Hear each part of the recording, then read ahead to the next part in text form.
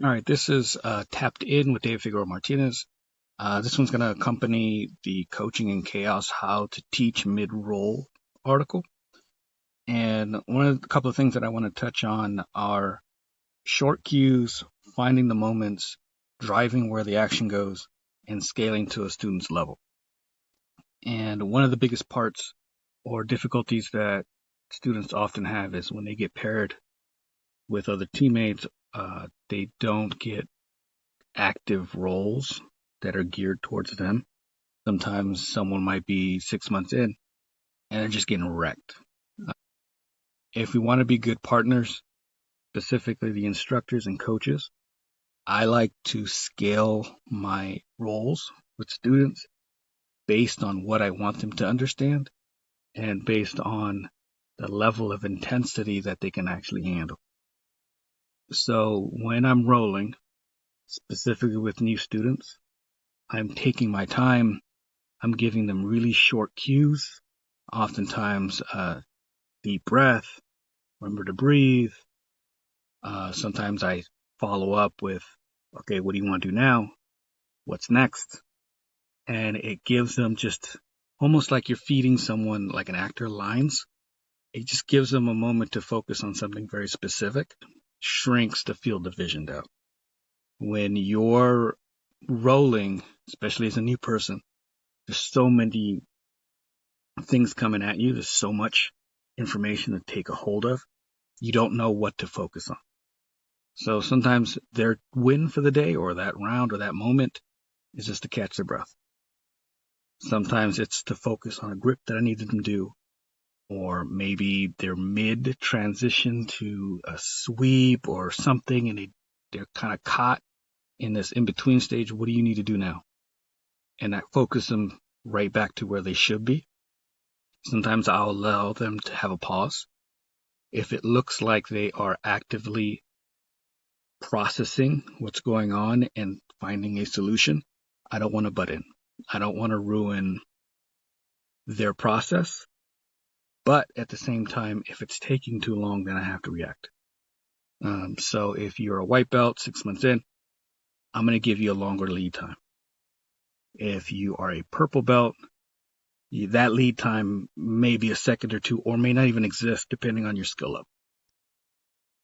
level. So when I'm rolling with someone and I see a mistake, for example, I will revisit the mistake. Let's say they didn't posture up well, or let's say they were passing. And as they were passing, they missed a couple of steps, but the pass occurred. I allowed it to occur.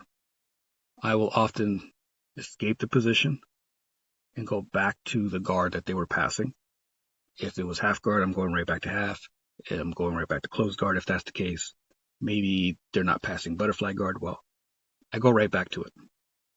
And I force them to revisit the lesson. If they are making the same mistake, then I give them a consequence. Consequence might be reversal of position. Consequence might be a submission attack, or I force them further back. If we're going to half guard, I force them to close guard and have to deal with that. If I revisit it again and they're not quite getting it, I give them a hint. Your hand should be here. Don't posture up. Get your weight lower. If we're in closed guard, posture up. So it really depends on where we're going. And I find those moments, and there's times when they're playing and they're trying to understand what's going on. You don't want to butt in. You want to give them a little bit of time. Maybe you slow down your reactions. If they're passing the guard and they're doing knee cut and they're doing it too slowly or they're thinking about it too much, then you start to frame, hip escape. You start to force them back into a guard that they don't want to play. But you do everything a bit slower. I want them to understand that if they take too much time, I'm going to assert myself again. If they make the wrong mistake, we're going to revisit the lesson. And this forces them to kind of get more mileage in specific situations, similar to like when you play ecological games and they have to play within a specific rule set. I'm artificially giving that during the roll. And again, I can do that with people that I have a big skill gap with. I can do it with people who have a little bit of maybe they're closing in, but I need to learn a specific thing. I can do that then. Cannot do it with people that are similar skill. That's a whole nother lesson. So again, I'm driving everything back to where it needs to be. I'm scaling it down to the student's level. I'm not addressing big lessons in that. I'm really addressing smaller moments, smaller details, maybe a reaction time, response of a big critique that just needs to happen in the moment. Anything that requires larger scale or discussions that are anything more than a couple of sentences or a couple of words, but we're addressing that after class. Sometimes we do it during the Q&A. Sometimes I send them a message afterwards, or I sit down with them right after class. Sometimes I'll find a video of exactly what I'm trying to refer to, and I'll send them that. And then that gets some discussions going, and they start thinking about what they should be doing. But in the moment of the rolls, everything has to be truncated down to a couple of words, verbally one or two. If we're rolling, I revisit lessons. I force them to adjust. If they don't get it, then I might give them a quick, hey, I need your hand here. Hey, your weight should be back. Your weight should be forward, whatever it might be. But again, quick, to the point. You do not want to ruin someone's role with too much talking, too much addressing certain needs.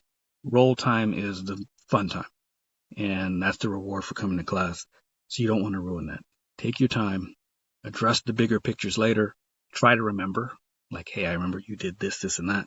So I try to do that also. I try to do that even when I'm not rolling with someone and I'm just watching and I'm coaching them. Even in that sense, all the same rules apply. Quick word structure, and then anything big comes later. Any questions, please let me know. Comment on the article or shoot me a message. I love answering questions. Thank you. Bye.